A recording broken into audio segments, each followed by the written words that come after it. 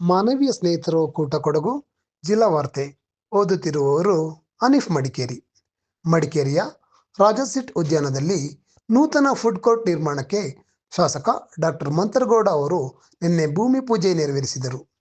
ರಾಜಾಸೀಟ್ ಉದ್ಯಾನದ ಪುಟಾಣಿ ರೈಲು ವಿಭಾಗದಲ್ಲಿ 2 ಕೋಟಿ ರೂಪಾಯಿ ವೆಚ್ಚದಲ್ಲಿ ಸಾರ್ವಜನಿಕ ಖಾಸಗಿ ಪಾಲುದಾರಿಕೆಯಲ್ಲಿ ಈ ಫುಡ್ ಕೋರ್ಟ್ ಅನ್ನು ನಿರ್ಮಾಣ ಮಾಡಲಾಗುತ್ತಿದೆ. ಪ್ರವಾಸಿಗಳಿಗೆ ಶುದ್ಧ ಹಾಗೂ ಗುಣಮಟ್ಟದ ಆಹಾರ ಪೂರೈಸಲು ಇದು ಸಹಕಾರಿಯಾಗಲಿದೆ. ಪುಟಾಣಿ ರೈಲು ಜಾಗಕ್ಕೆ ಯಾವುದೇ ಅಡಚಣೆ ಆಗದ ರೀತಿ ಸಮೀಪದಲ್ಲಿ ಫುಡ್ ಕೋರ್ಟ್ ಕಟ್ಟಡ ನಿರ್ಮಿಸಲಾಗುತ್ತದೆ ಎಂದು ಜಿಲ್ಲಾಧಿಕಾರಿ ಎಸ್.ಜಿ. ಸೋಮಶೇಖರ್ ಅವರು ಈ ಸಂದರ್ಭದಲ್ಲಿ ತಿಳಿಸಿದರು. ದೇಶದಲ್ಲಿ ತೈಲ ಬಿಕ್ಕಟ್ಟು ಸೃಷ್ಟಿಯಾಗುವ ಆತಂಕ ಇರುವುದರಿಂದ ಹಾಗೂ ಪರಿಸರ ಮಾಲಿನ್ಯ ತಡೆಗಟ್ಟುವ ಸಲುವಾಗಿ ತಮಗೆ ವಿರಾಜಪೇಟೆ ವಿಧಾನಸಭಾ ಕ್ಷೇತ್ರ ವ್ಯಾಪ್ತಿಯಲ್ಲಿ ಸರ್ಕಾರ ಒದಗಿಸಿರುವ ಬೆಂಗಾವಲು ವಾಹನಗಳನ್ನು ಕಡಿತಗೊಳಿಸುವಂತೆ ಮುಖ್ಯಮಂತ್ರಿಗಳ ಕಾನೂನು ಸಲಹೆಗಾರರು ಆಗಿರುವ ಶಾಸಕ ಎಸ್. ಪೊನ್ನಣ್ಣ ಅವರು ಜಿಲ್ಲಾ ಪೊಲೀಸ್ ವರಿಷ್ಠಾಧಿಕಾರಿ ಆರ್.ಎನ್. ಬಿಂದುಮಣಿ ಅವರಿಗೆ ಸೂಚಿಸಿದ್ದಾರೆ ಎಂದು ಗೊತ್ತಾಗಿದೆ.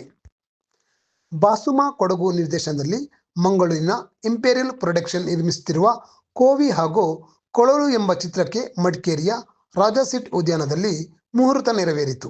ಜ್ಯೋತಿಷಿ ಆರ್ಯವರ್ಧನ್ ಗುರೂಜಿ ಮುಹೂರ್ತ ನೆರವೇರಿಸಿದರು. ಜಾನಪದ ಪರಿಷತ್ತಿನ ಮಡಿಕೇರಿ ತಾಲೂಕು ಘಟಕದ ಅಧ್ಯಕ್ಷ ಅನಿಲ್ ಎಚ್.ಟಿ. ಅವರು ಮಾತನಾಡಿ, ಚಿತ್ರರಂಗದಲ್ಲಿ ವಿಭಿನ್ನ ಪಾತ್ರಗಳ ಮೂಲಕ ಹೆಸರಾಗಿರುವ ಹಿರಿಯ ರಂಗಕರ್ಮಿ ಬಾಸುಮ ಅವರು ಕನ್ನಡದ ಗಟ್ಟಿ ಕಥೆಯನ್ನು ಆಧರಿಸಿ ಕೋವಿ ಮತ್ತು ಕೊಳಲು ಚಿತ್ರವನ್ನು ತೆರೆಗೆ ತರುತ್ತಿದ್ದಾರೆ ಎಂದು ಶ್ಲಾಘಿಸಿದರು.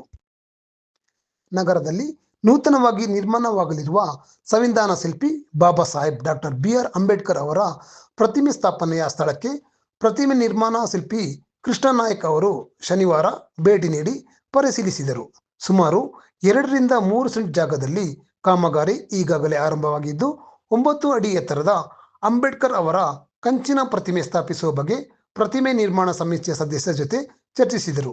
ಈ ಸಂದರ್ಭದಲ್ಲಿ ನಗರಸಭೆ ಸ್ಥಾಯಿ ಸಮಿತಿ ಅಧ್ಯಕ್ಷರಾದ ಎಸ್.ಸಿ. ಸತೀಶ್ ಮಾತನಾಡಿ, ಶಾಸಕರು, ನಗರಸಭೆ ಅಧ್ಯಕ್ಷರು ಮತ್ತು ಸದಸ್ಯರ ಒಮ್ಮತದ ಸಹಕಾರದಿಂದ ನಗರದಲ್ಲಿ ಹಲವಾರು ವರ್ಷಗಳಿಂದ ಬೇಡಿಕೆಯಂತೆ ಡಾಕ್ಟರ್ ಬಿ.ಆರ್. ಅಂಬೇಡ್ಕರ್ ಅವರ ಪ್ರತಿಮೆ ಸ್ಥಾಪನೆಗೆ ಈಗಾಗಲೇ ಕಾಮಗಾರಿ ಆರಂಭವಾಗಿದೆ.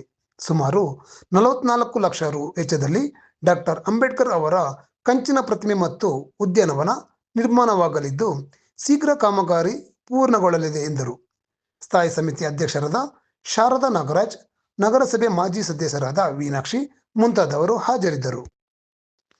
ಸೋಮವಾರಪೇಟೆ ತಾಲೂಕು ಗ್ಯಾರಂಟಿ ಯೋಜನೆ ಅನುಷ್ಠಾನ ಸಮಿತಿಯ ಪ್ರಗತಿ ಪರಿಶೀಲನಾ ಸಭೆ ಸಮಿತಿಯ ಅಧ್ಯಕ್ಷ ಜಿ.ಎಂ. ಕಾಂತರಾಜ್ ಅವರ ಅಧ್ಯಕ್ಷತೆಯಲ್ಲಿ ಸೋಮವಾರ ಮಧ್ಯಾಹ್ನ 3 ಗಂಟೆಗೆ ನಡೆಯಲಿದೆ ಎಂದು ತಾಲೂಕು ಪಂಚಾಯಿತಿಯ ಕಾರ್ಯನಿರ್ವಹಣಾಧಿಕಾರಿ ಪರಮೇಶ್ ಕುಮಾರ್ ತಿಳಿಸಿದ್ದಾರೆ. ಭಾರತದ ಸರ್ವೋಚ್ಚ ನ್ಯಾಯಾಲಯದಲ್ಲಿ ಬಾಕಿ ಇರುವ ಪ್ರಕರಣಗಳನ್ನು ಸೌಹಾರ್ದಯುತವಾಗಿ ಇತ್ಯರ್ಥಪಡಿಸಿಕೊಳ್ಳಲು ಭಾರತದ ಸರ್ವೋಚ್ಚ ನ್ಯಾಯಾಲಯದ ಸಮಾಧಾನ ಸಮಾರೋಹ 2026 ಎಂಬ ವಿಶೇಷ ಲೋಕ ಅದಾಲತನ್ನು ಆಗಸ್ಟ್ 21, 22 ಮತ್ತು 23ರಂದು 3 ದಿನಗಳ ಕಾಲ ಹಮ್ಮಿಕೊಂಡಿದೆ ಎಂದು ಜಿಲ್ಲಾ ಕಾನೂನು ಸೇವೆಗಳ ಪ್ರಾಧಿಕಾರದ ಸದಸ್ಯ ಕಾರ್ಯದರ್ಶಿ ಶುಭ ಅವರು ತಿಳಿಸಿದ್ದಾರೆ. ಸರ್ವೋಚ್ಚ ನ್ಯಾಯಾಲಯದಲ್ಲಿ ವಿಚಾರಣೆಗೆ ಬಾಕಿ ಇರುವ ಪ್ರಕರಣಗಳನ್ನು ಸಮಾಧಾನಕ್ಕಾಗಿ ಗುರುತಿಸಿ ಈ ವಿಶೇಷ ಲೋಕ ಅದಾಲತ್ ಆಯೋಜಿಸಿದ್ದು, ಆಸಕ್ತಿ ಉಳ್ಳವರು ವ್ಯಾಜ್ಯಗಳನ್ನು ಪರಿಹರಿಸಿಕೊಳ್ಳಲು ನೋಂದಣಿಗೆ ಸಹ ಅವಕಾಶ ಕಲ್ಪಿಸಲಾಗಿದೆ ಎಂದು ಮಾಹಿತಿ ನೀಡಿದ್ದಾರೆ. ಪುರಾತತ್ವ ಸಂಗ್ರಹಾಲಯಗಳು ಮತ್ತು ಪರಂಪರೆ ಇಲಾಖೆ ವತಿಯಿಂದ ಸರ್ಕಾರಿ ವಸ್ತು ಸಂಗ್ರಹಾಲಯ ಮಡಿಕೇರಿಯಲ್ಲಿ ಮೇ 18ರಂದು ಬೆಳಗ್ಗೆ 9:45 ಗಂಟೆಗೆ ಅಂತಾರಾಷ್ಟ್ರೀಯ ವಸ್ತು ಸಂಗ್ರಹಾಲಯ ದಿನಾಚರಣೆ ಕಾರ್ಯಕ್ರಮವನ್ನು ವಸ್ತು ಸಂಗ್ರಹಾಲಯಗಳು ವಿಭಜಿತ ಜಗತ್ತನ್ನು ಒಂದುಗೂಡಿಸುತ್ತಿವೆ ಎಂಬ ಘೋಷವಾಕ್ಯದಡಿಯಲ್ಲಿ ನಡೆಯಲಿದೆ. ಕಾರ್ಯಕ್ರಮದ ಅಂಗವಾಗಿ ಕೊಡಗಿನ ಖ್ಯಾತ ವೈದ್ಯರು ಹಾಗೂ ನಾಣ್ಯ ಸಂಗ್ರಹಗಾರರಾದ ಡಾಕ್ಟರ್ ಎಂ.ಜಿ. ಪಾಟ್ಕರ್ ಅವರ ಸಂಗ್ರಹದ ನಾಣ್ಯಗಳ ಪ್ರದರ್ಶನವನ್ನು ಸರ್ಕಾರಿ ವಸ್ತು ಸಂಗ್ರಹಾಲಯದಲ್ಲಿ ಏರ್ಪಡಿಸಲಾಗಿದೆ.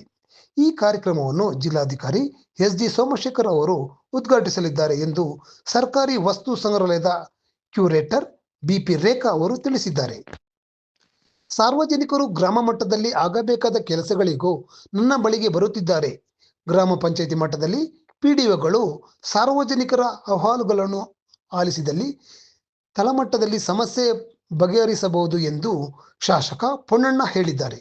ಎಲ್ಲ ಹಂತದ ಅಧಿಕಾರಿಗಳು ಸಮನ್ವಯತೆಯಿಂದ ಕಾರ್ಯನಿರ್ವಹಿಸಬೇಕು ಎಂದು ಅವರು ಹೇಳಿದ್ದಾರೆ. ಸರ್ಕಾರಿ ಸ್ವಾಮ್ಯದ ತೈಲ ಮಾರಾಟ ಕಂಪನಿಗಳು ದೇಶಾದ್ಯಂತ ಪೆಟ್ರೋಲ್ ಹಾಗೂ ಡೀಸೆಲ್ ಬೆಲೆಯನ್ನು ಪ್ರತಿ ಲೀಟರಿಗೆ ₹3 ಹೆಚ್ಚಿಸಿದೆ. ಬೆಂಗಳೂರಿನಲ್ಲಿರುವ ಬ್ಯಾರಿಸ್ ವೆಲ್ಫೇರ್ ಅಸೋಸಿಯೇಷನ್ ಸಂಸ್ಥೆಯು ಪ್ರತಿ ವರ್ಷದಂತೆ ವಿದ್ಯಾರ್ಥಿ ಪ್ರತಿಭಾ ಪುರಸ್ಕಾರಕ್ಕೆ ಬ್ಯಾರಿ ವಿದ್ಯಾರ್ಥಿಗಳಿಂದ ಅರ್ಜಿಗಳನ್ನು ಆಹ್ವಾನಿಸಿದೆ. ಎಸ್ಎಸ್ಎಲ್ಸಿ ಹಾಗೂ ಪಿಯುಸಿಯಲ್ಲಿ 95% ಹೆಚ್ಚು ಅಂಕ ಹಾಗೂ ಸಿಬಿಎಸ್ಇ, ಐಸಿಎಸ್ಸಿ ಹಾಗೂ ಐಎಸ್ಸಿ ಪರೀಕ್ಷೆಯಲ್ಲಿ 90% ಹೆಚ್ಚು ಅಂಕ ಗಳಿಸಿದವರು ಮೇ 30 ಒಳಗಾಗಿ ದಾಖಲೆಗಳನ್ನು ಕಳುಹಿಸಿಕೊಡಬಹುದಾಗಿದೆ ಎಂದು ಬೆಂಗಳೂರು ಬ್ಯಾರಿ ಭವನದ ಪ್ರಕಟಣೆ ತಿಳಿಸಿದೆ. ಹೆಚ್ಚಿನ ಮಾಹಿತಿಗಾಗಿ 7259966484 ಈ ಸಂಖ್ಯೆಯನ್ನು ಸಂಪರ್ಕಿಸಬಹುದಾಗಿದೆ. ನೈಋತ್ಯ ಮುಂಗಾರು ಮಾರುತಗಳು ದಿನಾಂಕ 26ರಂದು ಕೇರಳ ಪ್ರವೇಶಿಸುವ ಸಾಧ್ಯತೆ ಇದೆ ಎಂದು ಭಾರತೀಯ ಹವಾಮಾನ ಇಲಾಖೆ ಮುನ್ಸೂಚನೆ ನೀಡಿದೆ. ವಾಡಿಕೆಯಂತೆ ಜೂನ್ 1ರಂದು ಪ್ರವೇಶಿಸಬೇಕಾಗಿದ್ದ ಮುಂಗಾರು ಈ ಬಾರಿ 4 ದಿನ ಮುಂಚಿತವಾಗಿ ಪ್ರವೇಶಿಸಲಿದೆ ಎಂದು ಹೇಳಲಾಗಿದೆ. ಮುಂಗಾರು ಸಮೀಪಿಸುತ್ತಿರುವ ಹಿನ್ನೆಲೆಯಲ್ಲಿ ಎಲ್ಲ ಬಗೆಯ ಮುಂಜಾಗ್ರತೆ ಕ್ರಮ ಕೈಗೊಳ್ಳುವಂತೆ ವಿರಾಜಪೇಟೆ ಶಾಸಕ ಎಸ್ ಪೊನ್ನಣ್ಣ ಅವರು ಅಧಿಕಾರಿಗಳಿಗೆ ಸೂಚಿಸಿದ್ದಾರೆ. ವಿರಾಜಪೇಟೆ ವಿಧಾನಸಭಾ ವ್ಯಾಪ್ತಿಗೊಳಪಟ್ಟ ತಾಲೂಕು ಮಟ್ಟದ ಕಾರ್ಯಪಡೆ ಸಭೆಯಲ್ಲಿ ಶಾಸಕರು ಅಧಿಕಾರಿಗಳನ್ನು ಉದ್ದೇಶಿಸಿ ಮಾತನಾಡಿದರು. ಇಲ್ಲಿಗೆ ಜಿಲ್ಲಾ ವಾರ್ತೆ ಮುಕ್ತಾಯವಾಯಿತು.